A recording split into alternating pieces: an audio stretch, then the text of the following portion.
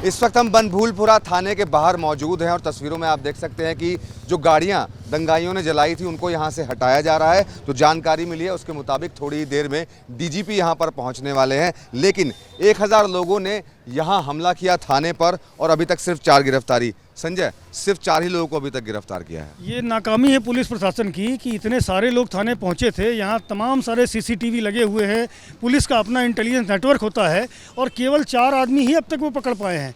कोई भी अरेस्टिंग इसके अलावा नहीं हुई है और जो 4 लोग पकड़े गए हैं उनके बारे में भी मैं कुछ बताने को कोई तैयार नहीं है। तो ये कई सारे सवाल हैं जो अभी भी बने हुए हैं इस पूरे के पूरे घटनाक्रम पर। एक सवाल ये भी खड़ा होता है कि जैसे अभी थोड़ी देर पहले प्रेस कॉन्फ्रेंस हुई जिसमें डीएम और एसएसपी ने ये कहा कि एक पूरी साजिश थी, तो क्या इस साजिश के बारे में अधिकारियों को नहीं पता चल पाया? एक बहुत बड़ा फेलियर नहीं है पुलिस का? ये निश्चित रूप से फेलियर है। उनका ये कहना था कि ये पूरा का पूरा, आपने देखा किस तरह से यहाँ पर गोलियाँ चली हैं, यहाँ बम चले हैं, पेट्रोल बम चला है, आगजनी हुई है, पथराव हुआ है, इतना सब कुछ हुआ है, बावजूद इसके 4 आदमी, एक तो अरेस्टिंग की बात की जा रही है, ये नाकामी है। दूसरा, इतनी बड़ी हिंसा की साजिश हो रही थी जिसमें इतने सारे लोग जुटने थे, किस तरह से पुलिस पर अटैक होना था, थाने को जलाया जाना था, वाहनों को जलाया जाना था, इतना बड़ा षड्यंत्र हो रहा था और पुलिस प्रशासन को उसकी भनक नहीं लगी, कोई इंटेलिजेंस इनपुट नहीं मिला। ये हैरान करने वाली बात है।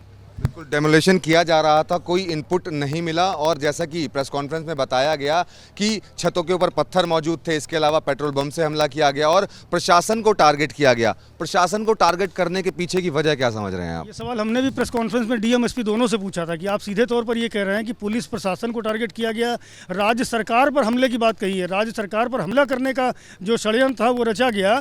आखिरकार इतना कौन सा गुबार था उनके मन में, कौन सा गुस्सा था, क्या वजह थी, ये बात भी स्पष्ट करें। लेकिन उन्होंने सिर्फ इतना कहकर टाल दिया कि ये वो लोग थे जो संविधान को नहीं मानते हैं, जो कानून में आस्था और विश्वास नहीं रखते हैं। तो टाल मटोल भरा रवैया रहा है। कार्रवाई के नाम पर अब तक कुछ भी नहीं है पुलिस प्रशासन के पास में। केवल 4 लोगों की गिरफ्तारी हुई है और कुछ लोग जो इस पूरे षड्यंत्र के पीछे बताए जा रहे हैं उनका अभी तक नाम भी प्रशासन को स्पष्ट नहीं है। तो आप सोचिए मनोज कि यहाँ पर जहाँ पूरा एक थाना जला दिया गया, कई सारे पुलिसकर्मी घायल हैं, 100 से ज़्यादा आम लोग घायल हैं, कई लोगों की जान चली गई इस हिंसा में और उसमें अब तक 4 लोगों की गिरफ्तारी हुई है। और जो इस षड्यंत्र के पीछे थे, जो प्लानर, जिसकी बात प्लानिंग की बात डीएम ने प्रेस कॉन्फ्रेंस कही थी, पूरी प्लानिंग हो रही थी इसकी, उस प्लानिंग के बारे में ना तो खबर थी और ना ही उस प्लानिंग के संबंध में कोई भी इनपुट था, कोई भी जानकारी थी।